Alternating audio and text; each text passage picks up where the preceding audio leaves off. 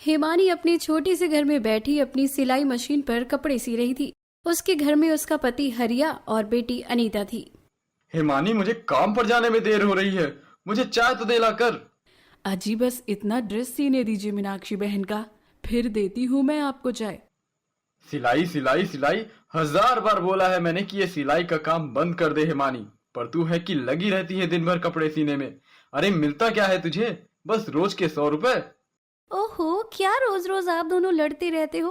पिताजी, अगर माँ को ये काम अच्छा लगता है तो करने दीजिए ना इन्हें। बिटिया, ये अपनी सिलाई में घर में ध्यान ही नहीं दे रही। अरे पिताजी, माँ भी तो अपने लिए ही कर रही है ना, ताकि घर में 2 पैसे आ सके।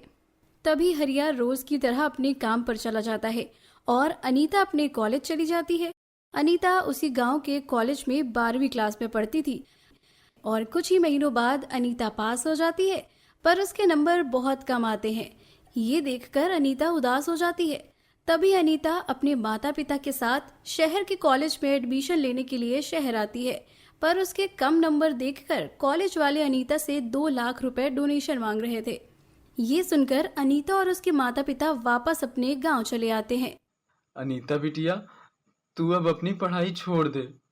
बिटिया, हम 2 लाख रुपए कहाँ से लाएंगे?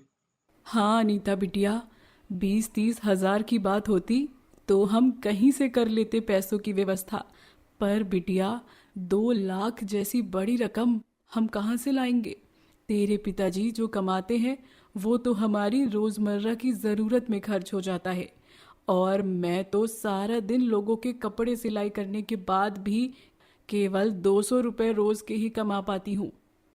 माँ, मैंने पहले ही कहा था आप दोनों से कि मुझे आगे पढ़ना है। आपने मुझे पहले ही मना कर देना था। कम से कम मैं अपने दिल में सपने तो नहीं सजाती। अनीता रोते रोते घर से बाहर चली जाती है। बिटिया कितनी दुखी हो गई जी। क्या करें हिमानी, हमारे बस में होता तो हम उसकी खुशी जरूर पूरी करते। थोड़े समय बाद अनीता घर आती है और चुपचाप आकर सो जाती है। इसी तरह कई दिनों तक चलता रहा। अनीता ना घर में खाना खाती है, ना ही किसी से बात करती है। वो सारा दिन गुमसुम रहने लगती है। एक दिन रात में अनीता सोई हुई थी। हिमानी, काफी दिनों से मैं देख रहा हूँ अनीता हमसे बात भी नहीं कर रही है और ठीक से खाना भी नहीं खा रही है। हमने उसे पढ़ाई करने से मना कर दिया ना, इसीलिए वो हमसे नाराज हो गई।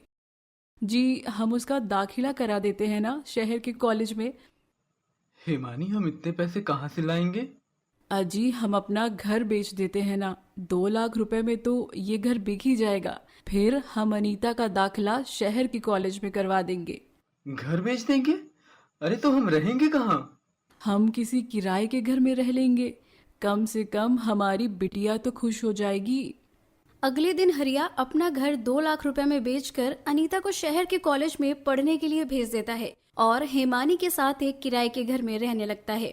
इधर अनीता वहीं कॉलेज के हॉस्टल में रहने लगी। एक दिन अनीता को शहर में रहने वाले एक राहुल नाम के लड़के से प्यार हो जाता है। राहुल अनीता के कॉलेज में ही पढ़ता था। वो एक अनाथ था। वो अपने चाचा के साथ रहता था। देखते ही देखते 4 साल बीत जाते हैं। अनीता की पढ़ाई अब पूरी हो चुकी थी। एक दिन अनीता के पिता हरिया की अचानक से मौत हो जाती है। ये देखकर हिमानी खूब रोने लगती है और वो अनीता को बार बार फोन लगाती जाती है, पर अनीता अपनी माँ का फोन ही नहीं उठा रही थी।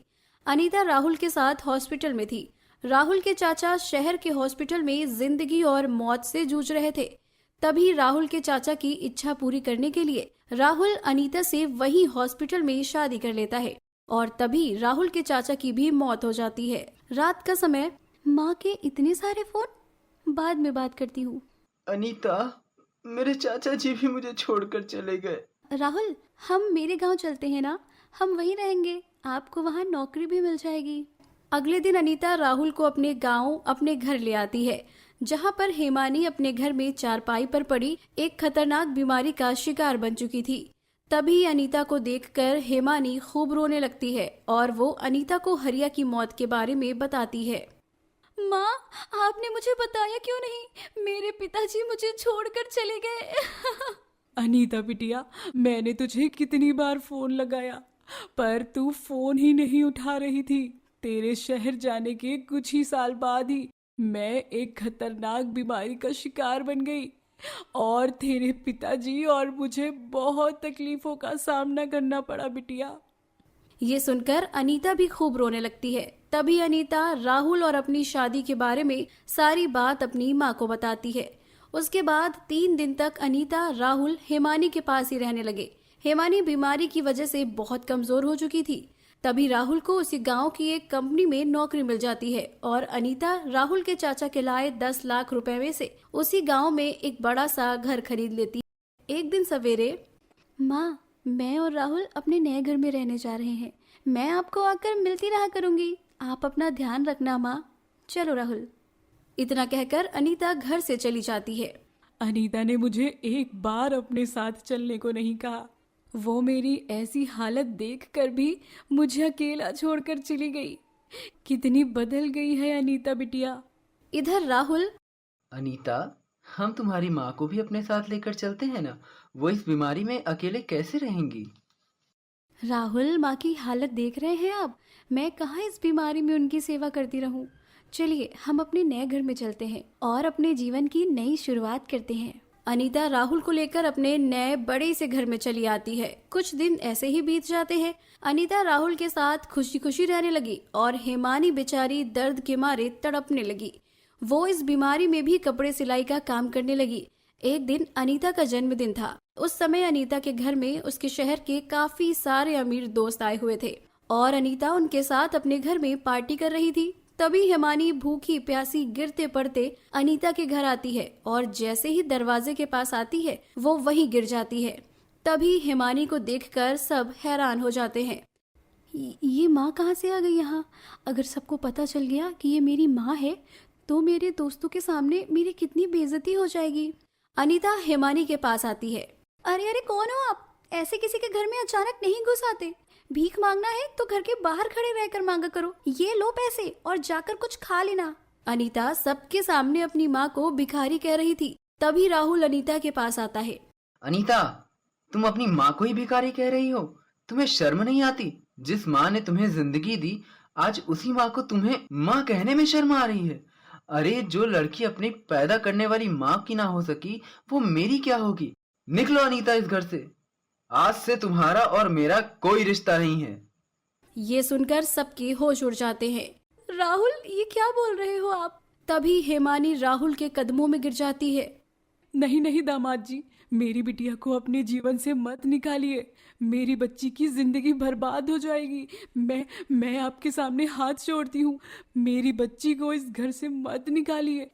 ये देखकर सबकी आंखों में आंसू आ जाते हैं। देखो अनीता, ये होती है माँ। जिस माँ को तुमने भिखारी कहा ना, आज वही माँ तुम्हारा जीवन बर्बाद ना हो इसलिए अपने बेटे की उम्र के लड़के के कदमों में गिर गई।